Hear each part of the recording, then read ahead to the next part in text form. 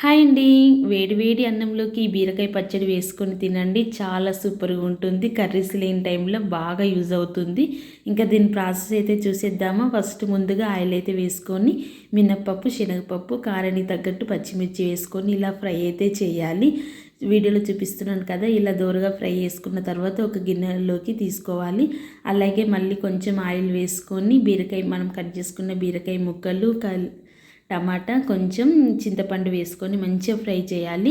మీ అందరికి ఒక విషయం, నా వీడియోస్ చూస్తున్నారు బట్ లైక్ అయితే చేయడం లేదు. ప్లీజ్ నేను చేసిన ఈ బీరకాయ పచ్చడి కోసమైనా ఒక లైక్ చేయండి. నా ఛానల్ని ఫస్ట్ టైం చూస్తే సబ్స్క్రైబ్ చేసుకోండి. ఇంకా వీడియో ముచ్చట అయిపోలేదు, మీకు క్లారిటీగా చెప్తాను. ఇలా బీరకాయలు ఫ్రై అయిన తర్వాత దాన్ని మనం మిక్స్ అయితే చేసుకోవాలి. ఇంకా తాలింపు వేసుకున్న తర్వాత దాని టేస్ట్ అయితే వేరే లెవెల్లో ఉంటుంది.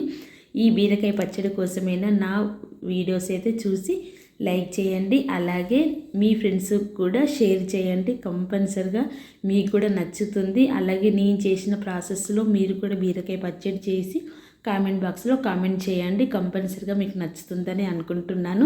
ఇంకెందుకు ఆలస్యం, లైక్ చేయండి ప్లీజ్.